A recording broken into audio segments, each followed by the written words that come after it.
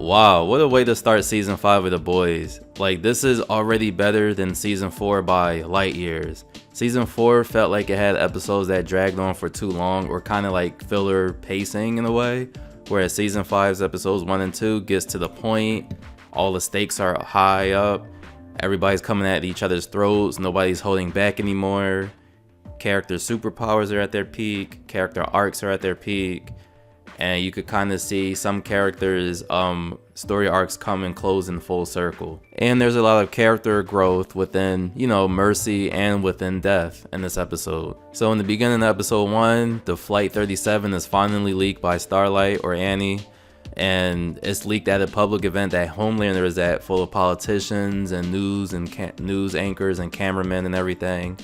And everybody sees it, they're shocked, they're scared, and Homelander is actually about to kill them with his heat vision, but Sister Sage basically stops him, telling him he's not that guy, and he actually listens to her. Now, I see this as personal growth for Homelander, because if it was Homelander a few seasons ago, he would have killed everybody in that room, whether Sage wanted him to or not. Just how we had that interrogation scene with him and Sage and that one random lady last season, and he killed her way too earlier than Sage had wanted him to. Now, I call this character growth also because in the previous season, Annie said that she will release the Flight 37 video, and Homelander basically threatened her back, saying that if she did, then he'll wipe the whole world into ashes and flames because he'll have nothing to lose. But here he realizes, after Sage's advice of not killing everybody, that he actually has a lot to lose.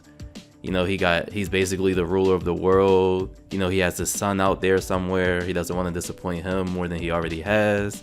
And he needs the favor and loving vote of the people, whether they're superpowered or not. And having them all die in one spot might have even caused more suspicion than the Flight 37 video. And I'm saying that because with the Flight 37 video, we had no idea that somebody was recording all of it, or that there will be found footage of the event. So if Homelander had heat vision everybody in that conference room, who knows who would have been recording everything. So good job, Homelander, for actually listening to somebody else for once. So that right there for Homelander is what I would call character growth and mercy. Now the rest of the episode is just basically Homelander publicly threatening to execute Huey, Frenchie, and MM as they are now captured and they're held in the freedom camp, which has no freedom. Ironically, it's just basically a prison for those who support Starlight and who are against Homelander. Now, hearing about this execution at the freedom camp, Butcher, Annie, and Kimiko reunites together, and they come up with a plan to rescue him. And now Kimiko can actually talk in full sentences instead of just screaming no if her friend is being taken away. And I just want to address this critique real quick. I actually don't mind Kimiko's voice. I heard a lot of people online complain that she sounds weird or her voice sounds fake, but if you actually look up any media of her talking, of her actress talking outside of The Boys, that's actually her normal voice, right? Like, a female sounds like a female, guys. I know that's a shocker to a lot of people, but females actually sound like females here. And they even explain why she talks this corny in the show. She had a little bit of speech therapy and she watched a lot of TikTok. So most of what she knows how to say, or she learned mostly how to talk from watching TikTok videos, which is a corny app and cringy app itself, right? And remember, the show is satire of the real world that we live in. So having Kimiko speak is a walking seasonal satire of how corny and cringe TikTok is, especially with all the sounds and everything, right? Or the memes or the internet trends. So it's not that bad. I also saw this one critique of this guy. He was a content creator himself. He was saying that, oh, the way her voice sounds doesn't match the way she sign languages. And it's like, oh, you don't say. It's almost like one has a sound and the other one doesn't. Like, I understand people have critiques, but at least make them critique make sense. Alright, but like I said, I don't mind that she talks. I don't mind that her dialogue is corny, because it's making some fun of something else that's already corny that we live with in real life. So it doesn't ruin the season. But anyway, as they go to rescue the rest of the boys from the freedom camp, the show reminds me yet again why you should not eat any food whatsoever while watching The Boys, because every time you think that, oh, this show can't get any more disgusting, they just top themselves every year, every episode actually. They just top themselves on how disgusting they could really be with some of the superpowers they create. So in this episode, they have this guy, I forget his name. He basically eats dirt, right? He could basically dig underground tunnels by eating dirt. And so just imagine a snowblower, but a human version, but for dirt. So it goes in one hole and comes out the other hole. And this isn't the most disgusting thing I've seen in the show, but it was just the detail of him getting ready to use his superpower was what was disgusting about it. And I unfortunately made the mistake of eating food during that scene. So just a fair warning again, do not eat while you watch The Boys. Just don't eat. The group manages to reunite within the Freedom Camp, but in the process of rescuing Huey and the boys, Huey gets grabbed by Homelander, and Homelander is like threatening to kill Huey for real this time, because they've encountered many times before throughout the show, and there's tension there, but nobody makes a move to kill the other.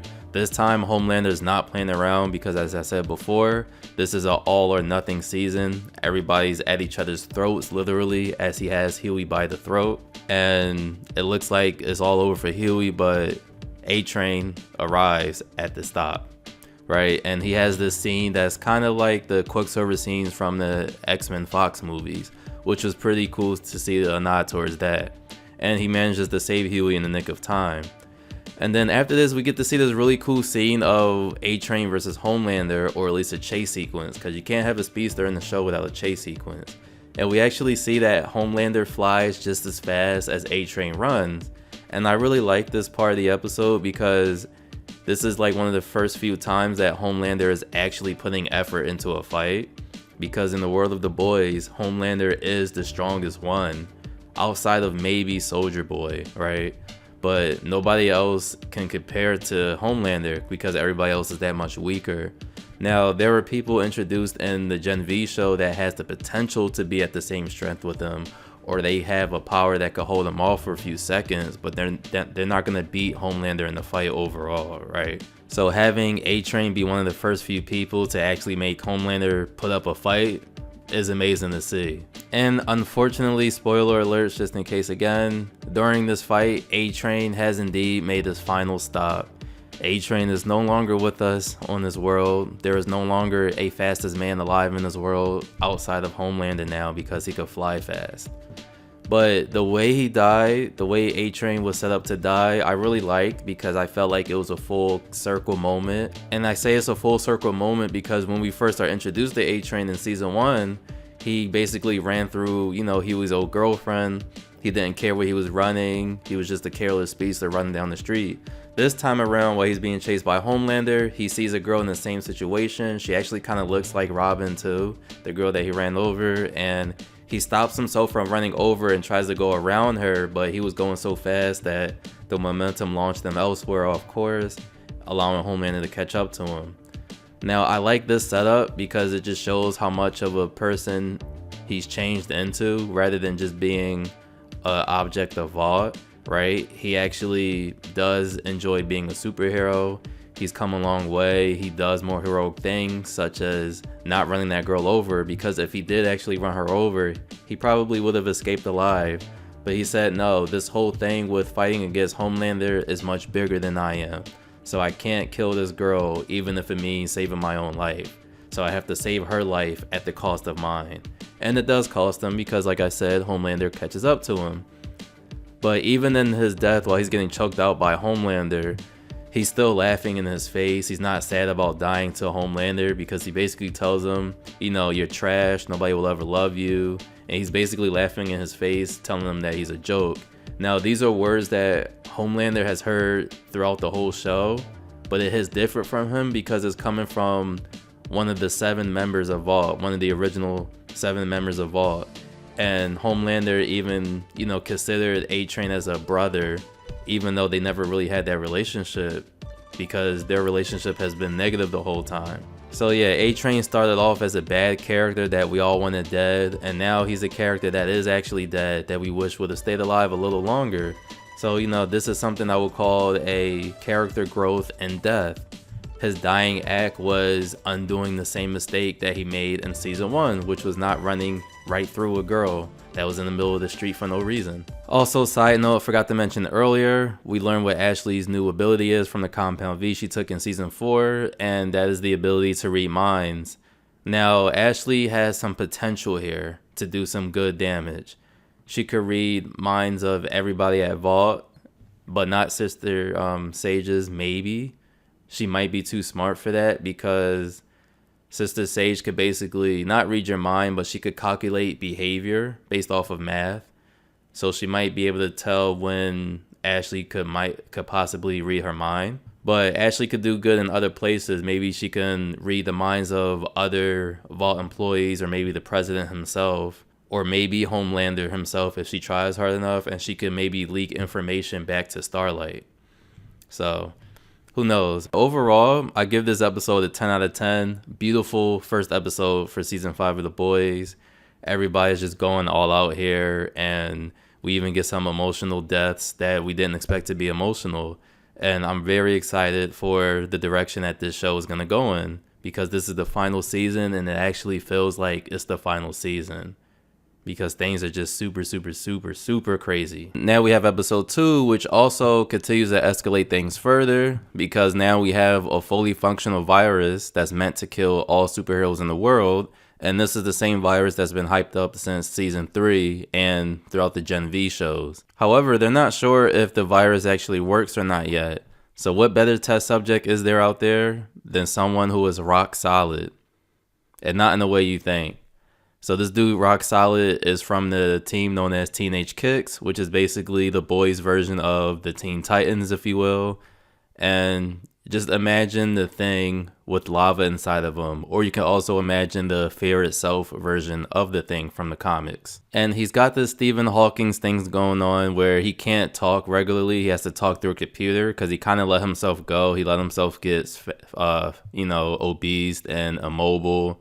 So he's just a little Thing, Stephen Hawking, gooner thingy in the basement. And when the boys get there, they realize they can't move him because he's literally a miniature mountain in the room. So they say, let's just test it out in the Teenage Kicks' facility while the other members are out patrolling. On the side of things, Homelander takes Soldier Boy out of cryostasis and recruits him, and he just asks him to go track down William Butcher and go kill him. And Soldier Boy's a little reluctant to do this. At first, he still wants to kill Homelander for the betrayal in season 4 that he faced from both Homelander and Butcher. But he also just wants to finish his mission, because what kind of soldier would he be if he didn't finish his mission or carry out his orders, let's say. Now, the irony of all of this is that Homelander is actually betraying Soldier Boy himself because he didn't tell him about the virus that the boys are cooking up.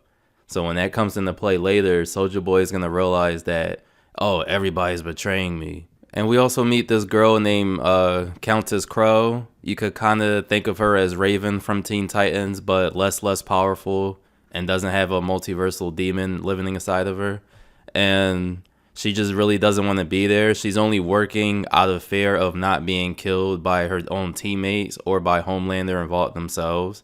So she's kind of like their social media icon. All of the Teenage Kicks are the social media icons of Vault. They use social media to push Homelander's agenda and, try to take down those Starlighters' numbers. So a little later on, Soldier Boy actually tracks down William Butcher, and he's now in pursuit of Butcher, Huey, and Kimiko. And they basically trick him into going into the same place that they're testing out the virus. And there's another Teenage Kicks member with them that's chasing them, known as Jetstreak. He could just fly. So now they're kind of gonna do like a 2 birds, 1 stone situation, or in this case, 3 birds, 1 stone situation with the virus. And they were able to use the virus in all 3 of those heroes, all except for Crow Countess, because MM let her loose because he realized she was just a good person. She's working under the influence of fear, and that she's not, a bad person. Now, with this, I think Crow Countess should be a bigger part of Season 5 with her whole social media status and everything. I hope she's not just a one-off character for this episode. I hope she kind of helps Starlight and the Starlighters around the world on social media kind of gain hope again. because some of the Starlighters are losing hope or they're just flat out being killed off.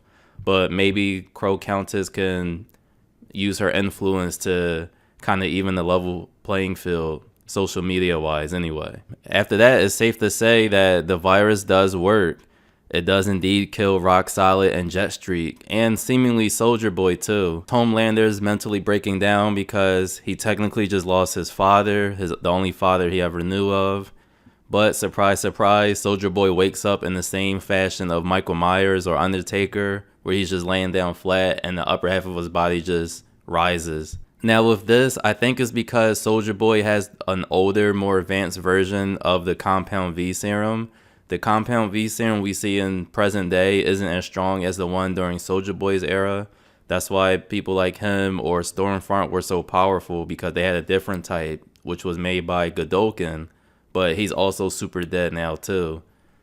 And this makes me also believe that since Homelander was created from Soldier Boy's DNA, that the virus might not fully work on Homelander. It'll be enough to hurt him or stun him, but he might not be able to be killed by the virus itself now.